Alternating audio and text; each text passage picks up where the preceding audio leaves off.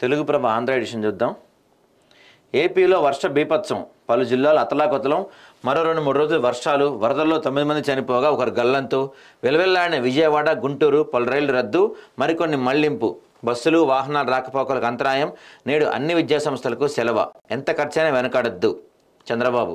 భద్రతా సిబ్బంది వద్దంటున్నా పడవల వరద ప్రాంతాలకు బాధితులకు సీఎం చంద్రబాబు భరోసా. హిడెన్ కెమెరా ఎక్కడ ఉందో ఎవరికీ తెలియదు రాష్ట్ర విద్యాశాఖ మంత్రి లోకేష్. నిన్న గుడ్లవల్లేరు కళాశాల ఘటనలో ఎస్ఐ తీరుపై సీఎం ఆగ్రహం. ఎస్ఐ శిరీషను వెనక్కి పంపిన అధికారులు. స్టూడెంట్స్ని తిట్టే ప్రయత్నం చేసిందంట ఆమె. అక్కడ నిన్న పునరావాస కేంద్రాలకు 13,227 మంది. 14 జిల్లాల్లో 62,644 హెక్టార్ల వరి, 7,218 హెక్టార్లలో ఉద్యానవన పంటలు నీట మునిగాయి. రాష్ట్ర విపత్తుల శాఖ నిర్వహణ శాఖ మంత్రి అనిత. ఇప్పుడే మనకు ఒక బ్రేకింగ్ న్యూస్ అందుతుంది. విజయవాడలోని హోంమంత్రి అనిత నివాసాన్ని వరద చుట్టుముట్టిందంట. దీంతో పిల్లలందరూ ట్రాక్టర్లు ఎక్కించుకొని సురక్షిత ప్రాంతానికి చేరుకున్నారు. రామవరపాడు వంతెన కింద హోంమంత్రి నివాసం ఉండగా కాలనీ అంతా జనదిగ్బంధమైంది. కాలనీలో ప్రజలను సురక్షిత ప్రాంతాలు తరలించేందుకు మంత్రి అనిత సహాయ చర్యలు చేపడుతున్నారు. దాదాపుగా సాక్షాత్తు ఆంధ్రప్రదేశ్ హోమ్ మినిస్టర్ ఇల్లే వరదలో మునిగిపోయిన పరిస్థితి అంట. ఆమె పిల్లల్ని తీసుకొని ట్రాక్టర్లో వేరే ప్రాంతానికి వెళ్ళిన పరిస్థితి మనకు కనపడుతుంది. అంటే ఆంధ్రాలో పరిస్థితి ఎంత దారుణంగా ఉందో మనం అర్థం చేసుకోవచ్చు. గుడివాడలో తీవ్ర ఉద్రిక్తత. పేరు నానిపై రాళ్లు, కోడిగుడ్లతో దాడి. పవన్పై చేసిన వ్యాఖ్యలకు క్షమాపణ చెప్పాలని డిమాండ్ చేసిన జన సైనికులు. ఇది కొనసాగుతూనే ఉంది. వరదలు, వర్షాలు, తుఫాన్లు బీభత్సం వచ్చినా ఈ రాజకీయం మాత్రం ఆగేటి మనకి కనపడతల్లా. ఇక ఈనాడు ఆంధ్ర ఎడిషన్ చూద్దాం మనం. చూడండి, విజయవాడ పట్టణం భారీ వర్షాలకు జలమయమైన విజయవాడ అజిత్ సింగ్ నగర్, నందమూరి నగర్, సూర్యరాజేశ్వరిపేట. విజయవాడ సిటీ ఇది చూసారా, మొత్తం నీళ్ళే. ఇంత దూరం వచ్చిన నీళ్లు. ఇంత భయంకరమైన పరిస్థితి విజయవాడలో ఎప్పుడూ చూడలేదు. ఏలూరు జిల్లా నూజివీడు వెలమ్మపాటలో చెరువు గండి పట్టడంతో నేలమట్టమైన నీళ్లు. నంద్యాలలో ఆత్మకూరు, దుద్యాల మధ్య భవనాసి వాగుల్లో కొట్టుకుపోతున్న వారిని తాళ్లతో లాగుతున్న స్థానికులు. ఇది మనం రైల్వే ట్రాక్ కొట్టుకుపోయింది చూసాం ఇందాక. కృష్ణా జిల్లా బొమ్మలూరు వద్ద రహదారిపై స్తంభించిన వాహనాల రాకపోకలు. బెజవాడ గజగజ ముంపులో చిక్కున్న 2.76 లక్షల మంది. ఆహారం, తాగునీరు లేక ఆర్తనాదాలు. బుడమేరు పొంగడంతో నగరం అష్టదిగ్బంధం. చాలా ప్రాంతాలకు స్తంభించిన రాకపోకలు. పరిస్థితి అదుపు తప్పడంతో రంగంలో దిగిన సీఎం.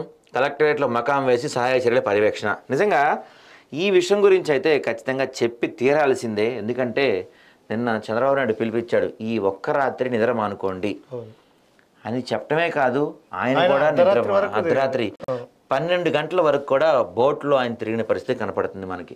నిజంగా ఒక ముఖ్యమంత్రి, అది కూడా దాదాపుగా 70 ఏళ్ల వయసున్న ఒక ముఖ్యమంత్రి వరద ప్రాంతాల్లో, అది కూడా వరద తగ్గిన తర్వాత మనం చాలామంది ముఖ్యమంత్రులు ఏరియల్ సర్వేలు చూస్తాం, లేకపోతే ఇంకేదో చూస్తాం. కానీ వరద ఉన్నప్పుడు ఆ సిచ్యువేషన్లో కూడా అర్ధరాత్రి 12-1 గంట సమయంలో కూడా బోట్లో వెళ్ళారంటే నిజంగా చెప్పుకోదగ్గ విషయంగానే చెప్పాలి. స్వయాన ఆయన ఆహారం పంపిణీ చేశారంటే నిజంగా గ్రేట్గా చెప్పాలి. ఎందుకంటే విమర్శించాలి, పొగడాలి. ఈ విషయంలో చంద్రబాబుకి 100కి 1000 మార్కులు ఇవ్వదలుచుకున్నాం. గతంలో హుదూద్ సమయంలో మనం చూసాము, మళ్ళీ ఇప్పుడు చూస్తున్నాం. ఏదన్నా ప్రకృతి వైపరీత్యం వచ్చినప్పుడు ముఖ్యంగా చంద్రబాబు నాయుడు చూపించే తెగువ కానీ, అధికారులతో ఎలా పనిచేయించాలి, అధికారులను ఎలా ఉపయోగించుకోవాలి, అధికారులతో ప్రజలకు ఎలాంటి సేవ చేయాలి అనే విషయంలో ఖచ్చితంగా చంద్రబాబుకి మాత్రం 100కి 100 మార్కులు ఇచ్చి తీరాలి ఖచ్చితంగా. ఎందుకంటే నిజంగా ఏ ముఖ్యమంత్రి, మన యువకుడైనా రేవంత్ రెడ్డి ఎక్కడున్నాడు? కలెక్టర్ల సమావేశం పెట్టాడు, ఇంకేదో పెట్టాడు. కానీ 70 ఏళ్ల వయసున్న ఈయన దాంట్లోకి దిగి తిరుగుతున్నాడు. నిజంగా చాలా గ్రేట్గా చెప్పచ్చు. గతంలో మనం చూసుకుంటే గత 5 ఏళ్లలో ఏపీ వరదలు వచ్చినప్పుడు జగన్మోహన్ రెడ్డి ఏరియల్ సర్వేలు చేశాడు, కానీ ఒక్కచోట కూడా నీళ్ళల్లోకి దిగి, అది కూడా వరదలు వస్తున్నప్పుడు దిగి చేసిందైతే మనం ఎక్కడ చూడలేదు. నిజంగా ఈ విషయంలో చంద్రబాబుని మాత్రం, కానీ పాపం ఈయన అదృష్టమో దురదృష్టమో కానీ అంటే ప్రకృతి అనిపిస్తుంది. అయితే అసలు యాక్చువల్లీ ఈయనకి పేరేంది, ఈయన ఉన్నప్పుడు వర్షాలు పడవనేది ఉమ్మడి ఆంధ్రప్రదేశ్లో ఉన్నప్పుడు పేరు. వ్యతిరేకమైంది. హుదూద్ అప్పుడు కూడా నిజంగా చంద్రబాబు నాయుడు చూపించిన తెగువ మాత్రం మర్చిపోలేదు. ఎందుకంటే కల్లోలం అయిపోయిన వైజాగ్ని 1 వీక్లో సెట్ చేసేసాడు. ఖచ్చితంగా ఆ విషయంలో చంద్రబాబుని మనం మెచ్చుకోక తప్పదు. అందుకే ఈయనని పరీక్షిస్తాయి కావచ్చు. విజయవాడలో ఇంతటి విపత్తు ఎన్నడూ చూడలేదు. బాధితులను ఆదుకున్నారు, ఇక్కడే ఉంటా. ఆహారం నీటి కోసం వారు పడే బాధలు వర్ణాతీతం. అందుబాటులో ఉన్న ఆహారాన్ని పంపాలంటూ హోటళ్లకు ఆదేశాలు. ఎన్టీఆర్ జిల్లా కలెక్టర్ క్యాంప్ సమీక్షలో కేంద్రంగా సీఎం సమీక్ష. నిజంగా ఇది ఒక గ్రేట్ డెసిషన్. ఎందుకంటే హోటల్స్ మీరు తర్వాత అమ్ముకుందరు, కానీ మీ దగ్గర ఉన్న ఫుడ్ ఏమేమైతే ఉందో అదంతా ముందు ఇక్కడికి పంపండి అని చెప్పి ఆయన చేసిన ఇది ఖచ్చితంగా మీకు సెల్యూట్ సార్, ఖచ్చితంగా. ఎందుకంటే మీరు చేయని వాటికి మేము తిడతాము, కాదంటలేదు, కానీ ప్రస్తుతానికి ఇప్పుడు మాత్రం మీరు చేస్తున్నది చాలా చాలా గ్రేట్ పని. వరద ప్రాంతాల్లో పర్యవేక్షిస్తూ తిరుగుతూ గ్రౌండ్లలో తిరుగుతూ నాకు తెలిసి మన ఇండియాలో ఏసీఎంని ఇలా చూడని పరిస్థితి. ఈ టైంలో వాళ్ళు చాలా కాస్ట్లీకి అమ్ముకోవచ్చు, కానీ వాళ్ళ బయట ఫుడ్ లేదు, వాళ్ళే ప్రభుత్వానికి కూడా అమ్మచ్చు, కానీ ఉన్న ఫుడ్ మొత్తం పంపించని చెప్పి సీఎం ఆదేశాలు జారీ చేయడం నిజంగా మనం హర్షించదగ్గ విషయం. రైతులను ఎత్తిన పిడుగు, భారీ వర్షాలతో దెబ్బతిన్న పంటలు, 4,10,000 ఎకరాలు నీట మునిగినట్లు ప్రాథమిక అంచనా. ఉమ్మడి కృష్ణా, గుంటూరు, పశ్చిమ గోదావరి జిల్లాలపై తీవ్ర ప్రభావం. నిజంగా ఈసారి రైతులు చితికిపోయారని చెప్పుకోవచ్చు మనం. ఏపీ తెలంగాణ రెండు రాష్ట్రాలు దాదాపు మరి నాట్లు సీజన్ పైగా ఇప్పుడు దీనికి పంట నష్టం రాదు, ఎక్స్గ్రేషియా రాదు, బ్యాంకు లోన్లు ఉంటారు. మనకి చూస్తే ఇక్కడ రుణమాఫీ రావట్లేదు. ఈ రుణమాఫీ సంగతి ఏమో ఇప్పుడు ఫస్ట్ వాళ్ళని రైతులను ఆదుకునే ప్రయత్నం చేయాలి. అసలు చూడండి అసలు ఎట్లున్నాయో కాలనీలు. విలయవాడ, బెజవాడను ముంచేసిన బుడమేరు, 8 అడుగులు ఎత్తిన వరద నీరు, 15 డివిజన్లపై ప్రభావం, 24 కాలనీలు జలమయం, 25,000 ఇళ్లు నీట మునక, 2.50 లక్షల మంది బాధితులు. నీట మునిగిన కార్లు, బైకులు, ట్రాక్టర్లతో సురక్షిత ప్రాంతాలకు జనం, సమీప గ్రామాలపైన వరద పడగ, వేలాది ఎకరాల్లో మునిగిన పంటలు. మహోగ్ర రూపంతో కలవరపెడుతున్న కృష్ణమ్మ. 2009 తర్వాత మరోసారి భారీ ప్రవాహం. ప్రకాశం బ్యారేజ్ వద్ద 9 లక్షల క్యూసెక్కులు వరద, 10 లక్షలు దాటే ఛాన్స్, యంత్రాంగం అప్రమత్తం. ఈ ప్రభావం కృష్ణ, ఎందుకంటే మన పాలకుల గత పాలకులు ఏదేమైనా కానీ విజయవాడ దాటిన తర్వాత కృష్ణమ్మ ఆగదు. విజయవాడ దాటిన తర్వాత కృష్ణమ్మని ఆపే పరిస్థితి మన దగ్గర లేదు. విజయవాడలో బ్యారేజ్ గేట్లు ఎత్తిన తర్వాత కృష్ణమ్మ ఉగ్రరూపం దాలుస్తుంది. ఆ ఉగ్రరూపం అవనిగడ్డ, విజయవాడ దాటిన తర్వాత కరకట్ట గ్రామాలను ముంచుకుంటూ వెళ్ళిపోయే పరిస్థితి మనకు ఉంటుంది. ఇంకొక దారిలో ఎక్కడన్నా ఇంకో చిన్న బ్యారేజ్ ఉంటే దీన్ని కొంచెం ఆపే ఉంటుంది, కానీ విజయవాడ బ్యారేజ్ తర్వాత ఈ నీళ్ళని సముద్రంలోకి, ఆ సముద్రంలోకి వెళ్ళే క్రమంలో కృష్ణమ్మ నిజంగా ఉగ్రరూపం చూపిస్తుంది.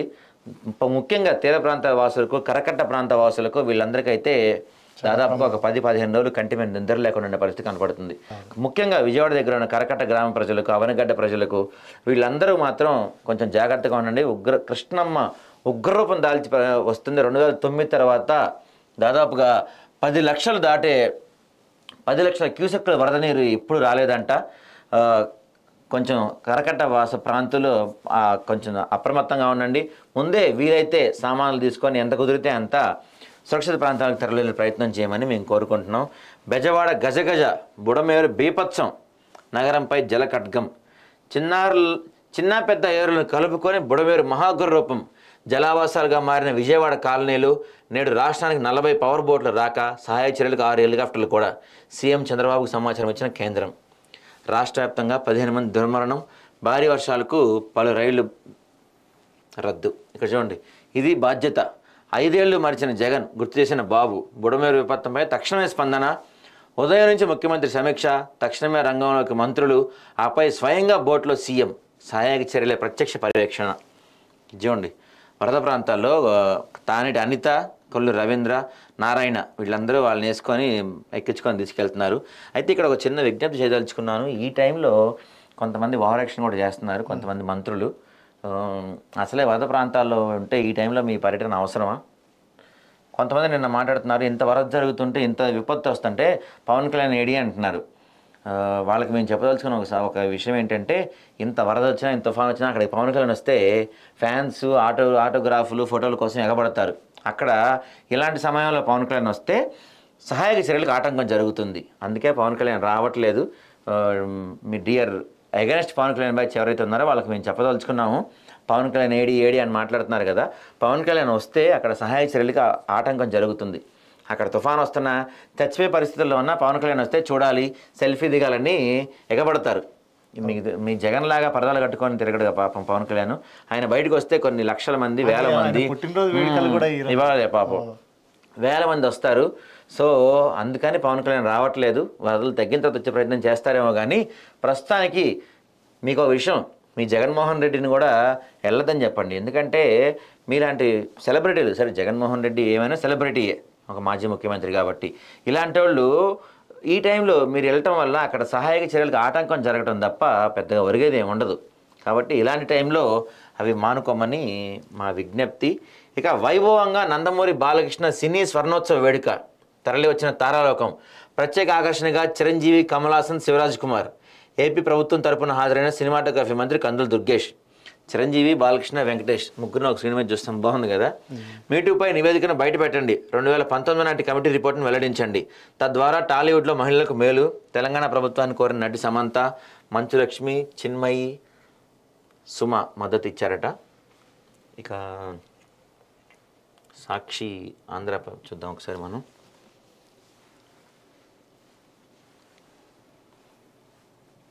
పసిడిపేటలో భారత షట్లర్లు. ప్యారిస్ పారాలింపిక్స్లో పురుషులు సింగిల్స్ SL4 కేటగిరీలో సుహాస్, SL3 కేటగిరీలో నితేష్ ఫైనల్లోకి దూసుకెళ్లి పథకాలు ఖాయం చేసుకున్నారు.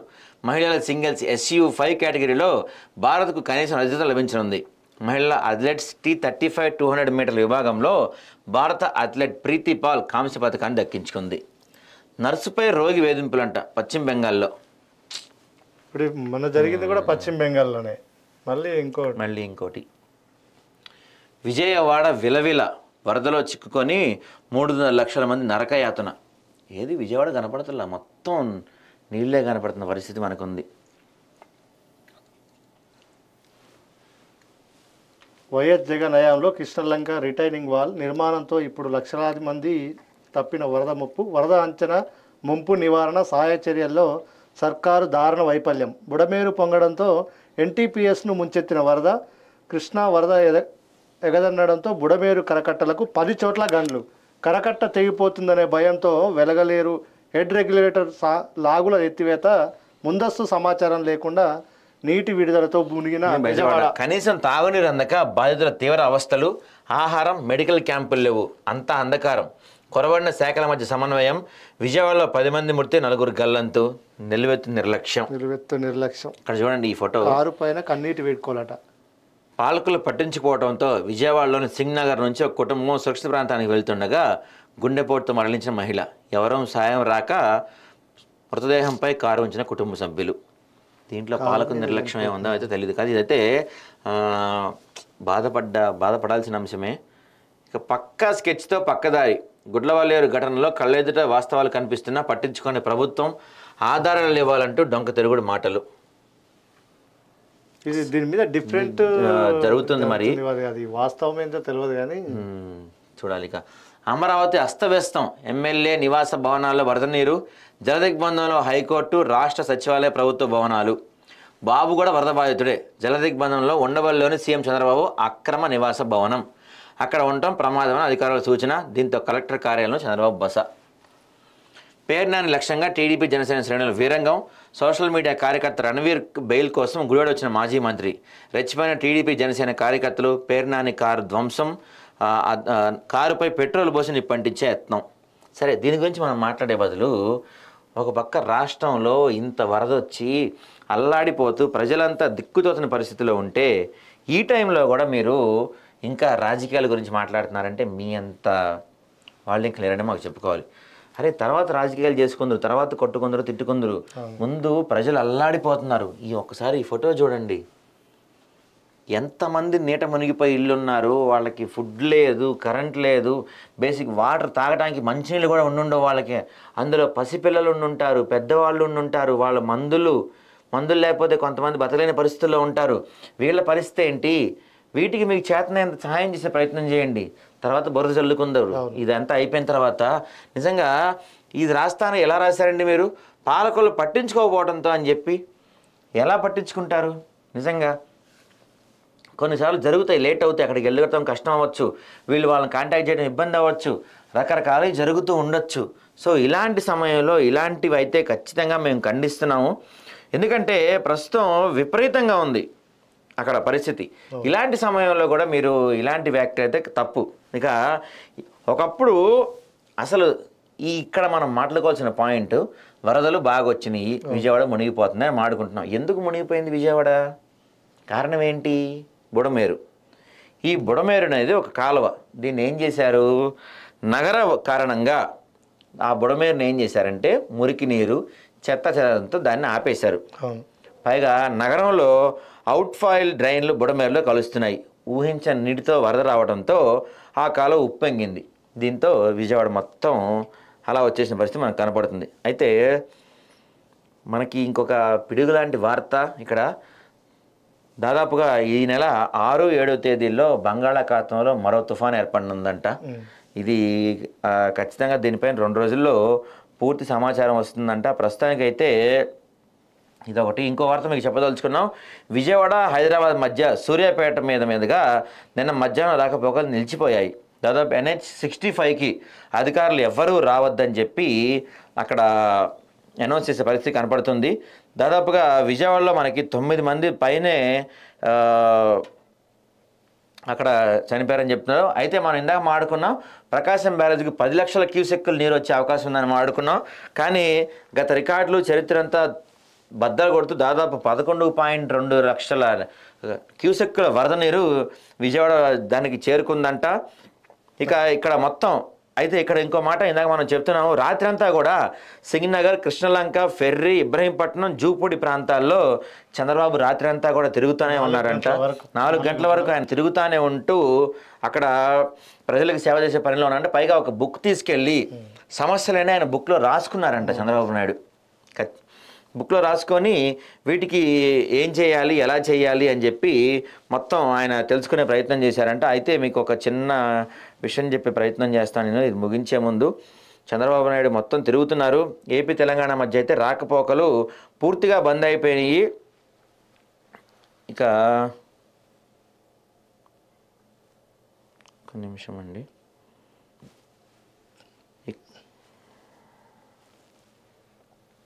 ఒక చిన్న విషయం చెప్పే ప్రయత్నం చేస్తున్నాం మేము. వరదల్లో చిక్కుకుపోయిన వాళ్ళకు ఒక టోల్ ఫ్రీ నెంబర్ ప్రభుత్వం చెప్పింది. మీకు ఆ నెంబర్ చెప్పే ప్రయత్నం చేస్తాను. 9154267973. ఈ నెంబర్కి కాల్ చేయండి. మరోసారి నెంబర్ చెప్తున్నాను, 9154267973. ఈ నెంబర్కి, లేకపోతే 112 అంటే 112, లేకపోతే 107 నెంబర్లకు కూడా కాల్ చేసి మీరు వరదలో చిక్కుకున్నా లేకపోతే మీరు ఏదైనా ప్రమాదంలో ఉన్నా వీళ్ళకి చెప్తే సహాయం చేసే ప్రయత్నం చేస్తారంట. ఆంధ్రప్రదేశ్ టోల్ ఫ్రీ నెంబర్ ఇది. సో దయచేసి మరోసారి మా విజ్ఞప్తి, అత్యవసరం అయితే తప్ప ఇళ్లలోంచి బయటికి రాకండి. తప్పని పరిస్థితి తప్ప ప్రయాణాలు పెట్టుకోవద్దు. ఎంత తప్పని పరిస్థితి అయినా సరే ప్రయాణాలు చేయకపోవటమే మంచిది. బయటకు రాకండి. ఈ వరదల్లో రకరకాల విషసర్పాలు, పాములు, తేళ్లు, ముసళ్ళు కూడా వచ్చే అవకాశం ఉంటుంది. సో వరద నీటిలో కూడా బయటకు వచ్చే ప్రయత్నం చేయకండి. అత్యవసరం అనుకుంటే తప్ప ప్రయాణాలు అయితే పెట్టుకోకండి. ఇంట్లోనే ఉండే ప్రయత్నం చేయండి. ఒక 2-3 రోజులు వరద తగ్గే వరకు బయట తిరగటాలు. లేకపోతే ఇంకో ముఖ్య విజ్ఞప్తి, ఈ టైంలో శ్రీశైలం 12 గేట్లు తెరిచారు, నాగార్జున సాగర్ 10 గేట్లు తెరిచారు, జూరాల 10 గేట్లు తెరిచారు. అవి చూడటానికి వెళ్దాం, ఫోటోలు దిగుదాం వెళ్దాం అని మాత్రం దయచేసి మా విజ్ఞప్తి, దయచేసి వెళ్ళకండి. ఇది ఫోటోలు దిగే టైం కాదు. అక్కడ వరద ఉధృతి బీభత్సంగా ఉంది. శ్రీశైలం దగ్గర కానీ, జూరాల దగ్గర కానీ, కడెం దగ్గర కానీ, నాగార్జున సాగర్ దగ్గర కానీ అసలే రోడ్లన్నీ ట్రాఫిక్లో చిక్కుకుపోయి ఉన్నాయి. విపరీతంగా ట్రాఫిక్ ఉంది రోడ్ల పైన. ఎవరు ఎటు వెళ్ళాలన్నా కొంతమంది ఎమర్జెన్సీ వాళ్ళందరూ కూడా స్టక్ అయిపోయిన పరిస్థితి ఉంది. మీ సరదాల కోసం, సెల్ఫీల కోసం, డ్యాముల దగ్గర సెల్ఫీలు తీసుకోవడం కోసం ఈ టైంలో మాత్రం వెళ్ళకండి. 2-3 రోజులు ఆగండి. వరద తగ్గిన తర్వాత వెళ్ళొచ్చు. మనకి విపరీతమైన ఎప్పుడు ఊహించినంత వరద వచ్చింది. మరో వారం రోజులు దాదాపు అన్ని డ్యాము గేట్లు తెరుచుకొనే ఉంటాయి. కంగారేం లేదు. ఒక 3-4 రోజులు ఆగండి. కొంచెం ఈ వరద పరిస్థితి అంతా ఒక దారికి వచ్చి సహాయక చర్యలు జరుగుతున్నాయి. మీరు వెళ్ళే మీ విహారయాత్ర వల్ల సహాయక చర్యలకు ఆటంకం ఏర్పడవచ్చు. దయచేసి ఒక 3-4 రోజులు సెలవులు ఇచ్చారు కదా అని చెప్పి ఊర్లో తిరగటం పనిగా పెట్టుకోకండి. హైదరాబాద్ వాసులకు కూడా ఇవాళ సెలవులు కదా అని చెప్పి బయట తిరిగే ప్రోగ్రామ్స్ పెట్టుకోకండి. దాదాపుగా ఇంట్లో ఉండే ప్రయత్నం చేయండి. ఎందుకంటే మీరు బయటికి రావడం వల్ల సహాయక చర్యలకు కానీ వీటికి కొంత ఆటంకం కలుగుతుంది. దయచేసి మా విజ్ఞప్తి, ఇంట్లోనే ఉండండి, సేఫ్గా ఉండండి. అత్యవసరం అయితే టోల్ ఫ్రీ నెంబర్లకు కాల్ చేయండి. ఇంకా మీ ప్రాంతం వరద ముప్పు గురి కాబోతున్న సమాచారం ఉంటే ముందుగానే తీర ప్రాంతాలకు కొంచెం పైనుండే ప్రాంతాలకు వెళ్ళిపోయే ప్రయత్నం చేయండి. అంతేకాకుండా ఒక వారం రోజులకు సరిపడా ఆహార నిల్వలు, పిల్లలకి పాలు, పెద్దోళ్ళకి మందులు లాంటివి ముందే నిల్వ చేసుకునే ప్రయత్నం చేయండి. కొంచెం సేఫ్గా ఉండండి. ఇది విపత్కర సమయం. ఈ సమయంలో మనల్ని మనమే కాపాడుకోవాలి. ఎవరో వస్తారు, ప్రభుత్వం నుంచి ఎవరో వచ్చి మనం కాపాడాలని కోరుకోవటం అన్ని సందర్భాల్లో సరికాదు. ప్రభుత్వానికి అందరినీ కాపాడటం కుదరదు. దయచేసి మన బాధ్యత, మన రక్షణకి మనమే చర్యలు తీసుకోవాలి. అందరూ సేఫ్గా ఉండండి.